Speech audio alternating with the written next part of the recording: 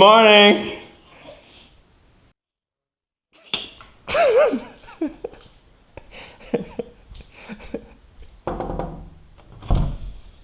Hey man, good morning, how you doing?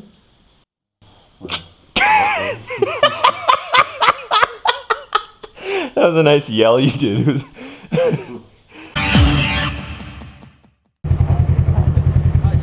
Hey guys, I'm the Gene here. Topic of this video is, does M13, that's me, still enjoy riding? Because I ride for a living, and I've been doing it for a lot of years.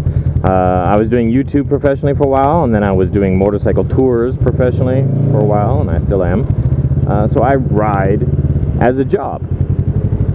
Before I rode as a job, before I started riding as a job, I used to ride more than anyone, just for fun. Like, I would ride every single day, 8 to 12 hours a day, because I used to work, I'd work.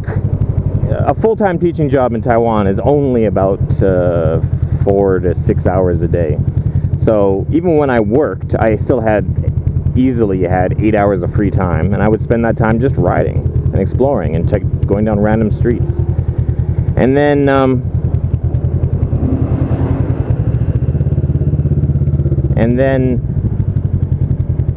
days when I didn't work, same, like my number one choice of thing to do would just be to ride. So on days when I didn't work, I'd go for 12-hour rides, exploring the countryside and whatnot. And I loved it. I really did. And do I still love it? I'd say definitely not as much as before. It's rare. It's rare that I go for long. Actually, it's not true. I still go for rides every week, but not every day. So I went from riding every single day to maybe once a week I go for a long ride by myself or with my dog. I really enjoy riding with other people. I really enjoy riding with my son. Like when I see my son on the weekend. I got a sports bike next to me.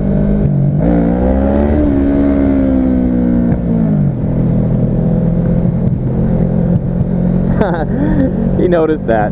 He was starting to pass me, and then I did a little bit of a wheelie, and then he like sat straight up and he backed off, and then he started staring at me. Maybe he was thinking I would do more. I guess maybe we're both going to the same bike shop.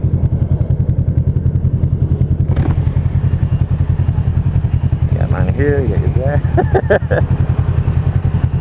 我这里也有。Yeah.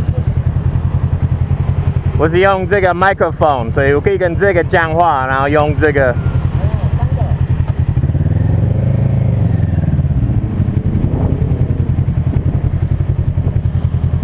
We've got to have a light here, don't we? I don't know what's going on.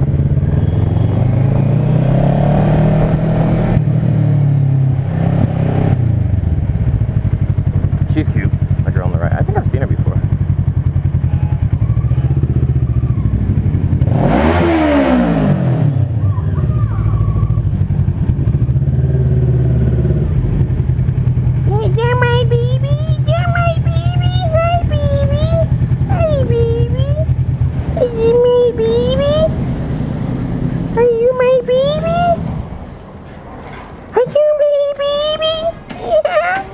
Are you gonna scratch up my bike? Are you gonna scratch it up?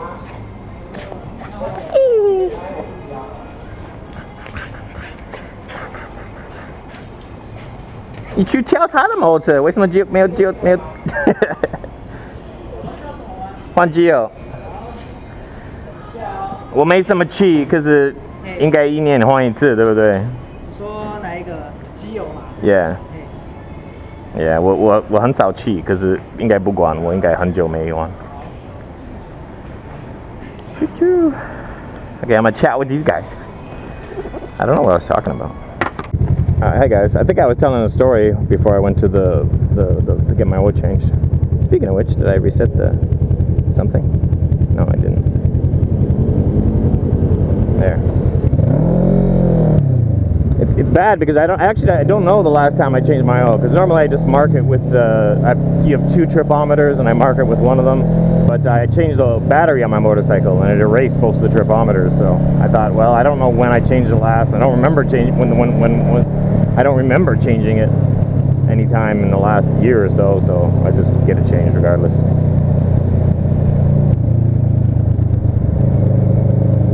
Yep. Yeah. So I think the whole point was that, yeah, once you start doing something, even if it's something that you love, once you start doing it for a living, then it really diminishes your joy for that thing. Because back in the day before, you know, I think a lot of things were better before social media. I'll give you a perfect example of that. Imagine like skateboarding or something.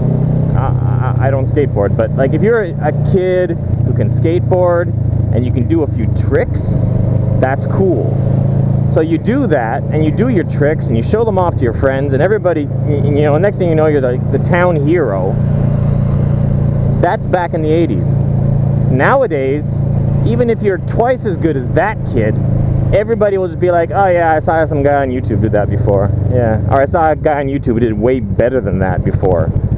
And that's what it is. Like, no matter how good you are at something nowadays, there's always going to be someone on YouTube that's twice as good. And it's really kind of a depressing thought, you know. But there's the opposite side of that coin, where you see something on YouTube and it inspires you, and then you can use YouTube to actually learn new skills and whatnot. But nonetheless, you know,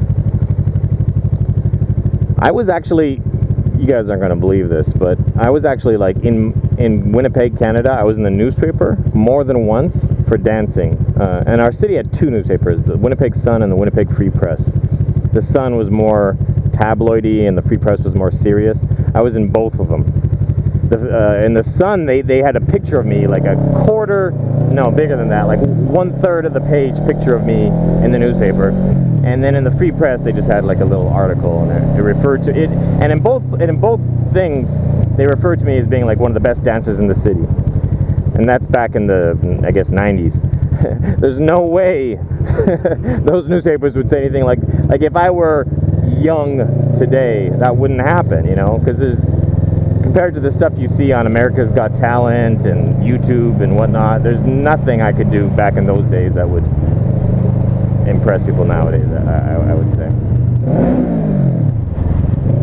Anyways, yeah, so, you know, yeah, motorcycling was social media, just in the sense that whenever I would go for rides, once I started YouTubing, whenever I'd go for a ride, I'd always have this pressure to bring my camera along with me. Before YouTube, I would just hop on my bike and ride and forget about everything. And now when I get on my bike, I got to remember to bring a bunch of equipment, make sure it's all charged, make sure I got memory cards, and then I got to pull over. So as soon as the ride gets enjoyable and I got nice scenery and stuff, instead of enjoying it, I got to pull off to the side of the road and then get the equipment out and get it all running and test the view angles and whatnot. You know, like it's really kind of sad. That's one of the reasons why, when in the beginning, when there was just me and a dozen other motovloggers, a lot of people would write to me and be like, yeah, I want to get, what camera do you use? What, you know, I want to start doing what you do. And I would tell them, don't. You know, like, there's more than one reason for that. One honest reason was I just didn't want the competition. But another reason was because I knew it would take away some of the joy of riding. And you know what? I guarantee there's some asshole going to contradict me right now into the videos, like, oh yeah, I motovlog too, and I love it all the more now, and blah blah blah. Good for you, good for you. That doesn't mean there's an exception to every rule. And then you're probably lying anyways, because you just want to sound like you're more hardcore of a biker than me or something like that.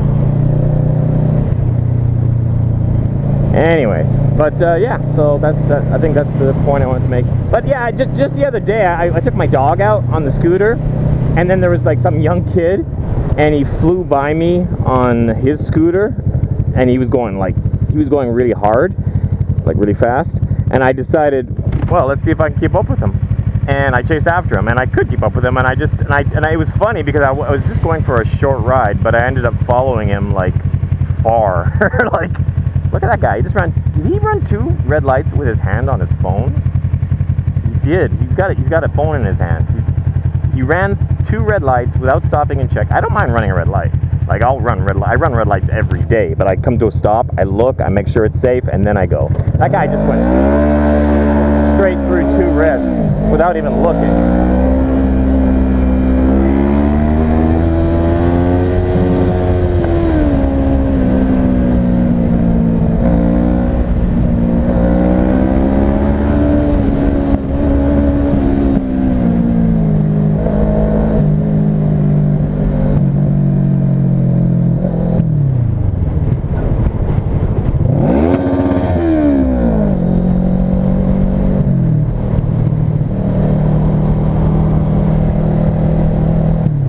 I hoped to scare him, but it didn't work.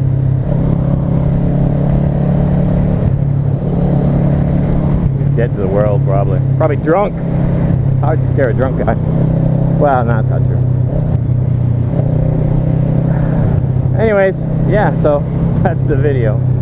I don't know, I made like, I think I tried to do one topic and it ended up being like 4 separate videos where I just, each video I kind of touched on the topic and then went off elsewhere.